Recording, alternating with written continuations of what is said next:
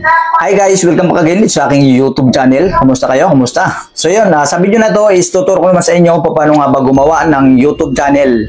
Kaya sa mga gustong sumubok ng pagiging content creator, sa mga gustong kumita dito sa YouTube, para sa inyo yung video na to. Siyempre, dapat meron na kayong may mga Gmail account na kayo. So yun lang naman kailangan natin para makapaggawa na tayo ng ating YouTube channel. Kaya make sure panoorin nyo hanggang dulo yung video na to para wala kayong makaligtaan ng mga detalye. So yung bago nagpatuloy, palike muna ng video na to. Baka hindi ka ba nakalike. And siyempre, don't forget to subscribe. Kahit na rin ang notification bell dyan sa baba para updated kayo sa tuwing mag-upload na naman tayo ng mga panibagong video. So yun, huwag natin patagalin pa, Umpisa na natin. Punta na tayo sa tutorial. Let's go!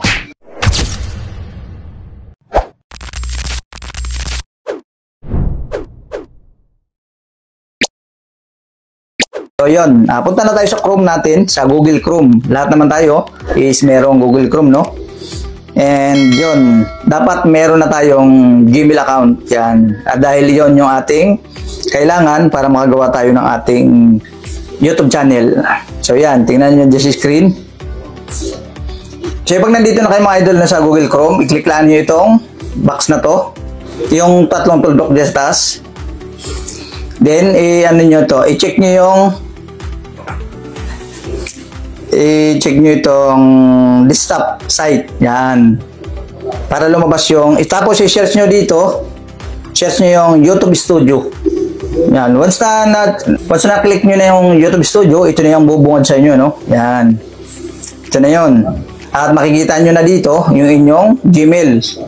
Yung sa akin may profile na, Dahil nakabang na yan. Yan, makikita nyo may profile na. Ang gagawin na natin dito, mag-create na tayo ng YouTube channel. Nasa inyo na yan kung ano yung name channel nyo. Pwedeng throw name nyo or nickname nyo lang. So, nandito na tayo. Ang gagawin natin dito, punta tayo sa customization. Customize lang natin to. Yan, para lalagyan natin siya ng name. Mamaya natin papalitan ng lalagyan ng banner and profile picture kasi pinakamahalaga yan. So, lagyan muna natin ng name. May pangalan kasi ito sa akin. Siyempre, ipapangalan ko dito. Ito na lang. Yan. So, ididikit ko lang yung okay. Then, okay na yan. Change naman natin dito, profile picture. Dapat mga idol dito, pag mag-create kayo ng inyong YouTube channel, is may nakabang na kayo na pang profile nyo, or logo nyo, or profile nyo and cover photo para hindi na kayo mahirapan. Ngayon, may nakabang na sa akin, Mapapansin nyo, yan. Ang ginawa ko ng YouTube channel ko, yung aking Facebook page. Para kung halimbawa may Facebook kayo, dapat yun din yung profile nyo sa inyong mga YouTube channel. Okay. So, iano ko lang to. Yan, maglalagay na tayo ng profile. So, okay na to. Iano ko na to. Save. Save natin. Done. Okay, di ba? Napakaganda na. Utay-utay ng gumaganda yung ating YouTube channel. So, dito naman tayo sa banner. Yan. Ito yung importante mga idol na meron kayong gawa na. Dahil mahirap maglagay dito ng cover photo ng iba yung size. Kasi maliit lang ang size nito. So, kuha tayo ng yung ating ginawa na rin. So, ito. Kung mapapansin nyo, ganun lang siya kaliit. Diba? Kung mapapansin nyo. Maliit lang siya. Hindi katulad sa Facebook page na malaki. Then, done na natin.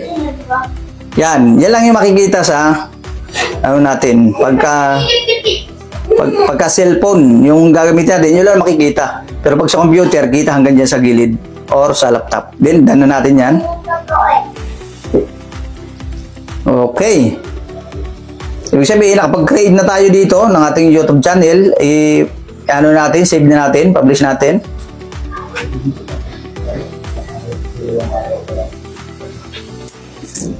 Yan, ganun lang kadali. Abang-abang lang kayo dito mga idol dahil tuturo ko sa inyo naman sa susunod na video natin kung paano gumawa ng logo. Katulad na sa akin, sariling logo, and yung ating cover photo. Pero itong logo ko mga idol is siyempre ano to, pinagawa natin to. Kaya medyo mapasin nyo, maganda yung pagka-logo natin.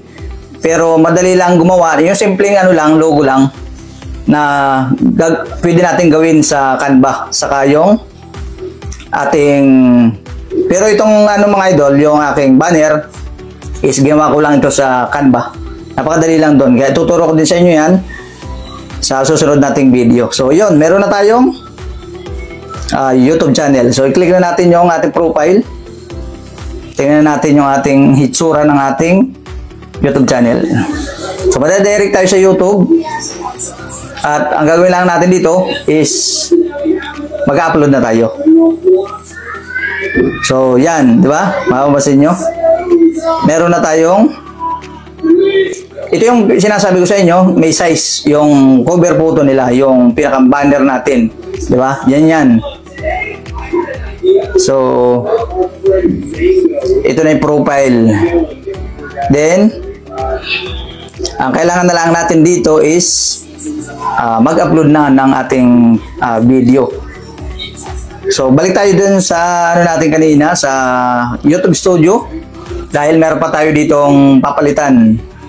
Katulad nitong ating pinakang link niya kasi iba pa rin yung pangalan. Kasi ito yung YouTube channel ko na luma, no, na pinalitan ko lang ng pangalan. So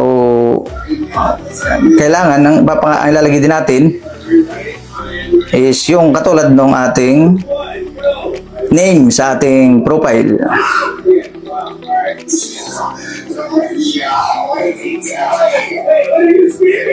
Okay, tingnan natin kung naka-check ba. Hindi nag-check yung ano. Is tingnan natin kung okay ito. Kailangan may check. Kung yun, may check na, ibig sabihin okay siya. Ito yung pinakamaganda kasi pagka gagawa kayo dito ng YouTube channel is sa laptop or sa computer. Kasi pagka medyo hassle sa cellphone, maliit kasi. Yan, okay na yan. Pwede din tayo maglagay dito ng sa description. Ito yung pinakamahalaga din dito mga idol, sa description. Kung ang ilalagay nyo kasi dito dapat is yung about sa inyong YouTube channel. Kung ano ba yung nilalaman ng YouTube channel nyo para makita agad ng mga viewers or ni YouTube na kung tungkol saan ba yung ina-upload natin. Kaya pinakamahalaga yung description na ilalagay natin. So sa akin hindi ko pa lalagyan pero madali naman i-edit yan pagka mag-upload na kayo ng video.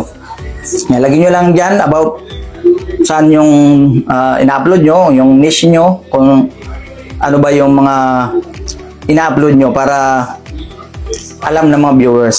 Kasi napaka-importante talaga yung description natin. Then, may link kayo sa Facebook, pwede nyo ilagay dyan. Yung sa akin, lalagay ko din dyan. May nakalagay naman ad link. I-edit lang natin yan para malagay natin yung link ng mga social media account natin. Then, okay na to. Tapos i-save ko ulit, publish na lang. Dito mga idol, pagka sa computer tayo or sa laptop mag-upload, dito kayo pupunta lagi sa YouTube Studio. Yan o, mapapasin nyo, meron ditong create. Pag-click natin yung create, yan, pipili na tayo dito. Pwede tayo mag-upload, mag-live, mag-post ng mga picture, diba? Sa playlist. Yan, kumpara sa cellphone kasi ang liit, dito ka pa pupunta sa Google Chrome. Meron din naman siyang parang, kasi kaya nga nilalagay natin desktop mode, desktop site para din natin naka-desktop pero ang liit pa rin niya. So, para sa computer, di ba? Hindi na tayo okay na to, i-save na natin. Punta na tayo sa channel. Pwede na tayo dito mag-upload ng video. Ganun lang kadali gumawa ng YouTube channel. Ang kagawa lang muna kayo dito ng Gmail nyo, di ba? So, yan na, di ba? Napakaganda ng ating YouTube channel at pwede na tayo mag-upload. Pwede naman tayo mag-upload dito, yung plus na yan. I-click na yung plus na yan din. Yan, pipili na kayo ng mga video niyo na gusto niyo i-upload. Yun lang.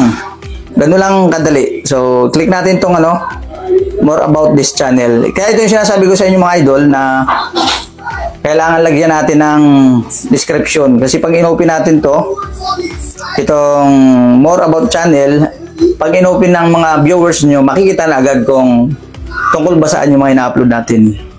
Yan, click natin. So, mapapansin nyo, nandito yung URL, yung link ng ating YouTube channel na pwede natin i-post, i-share sa mga sa Facebook page natin or sa mga friends. Pwede natin i-send dyan once na nag-upload tayo. O, diba? Okay na. Ganun lang kadali. Okay na yung ating YouTube channel.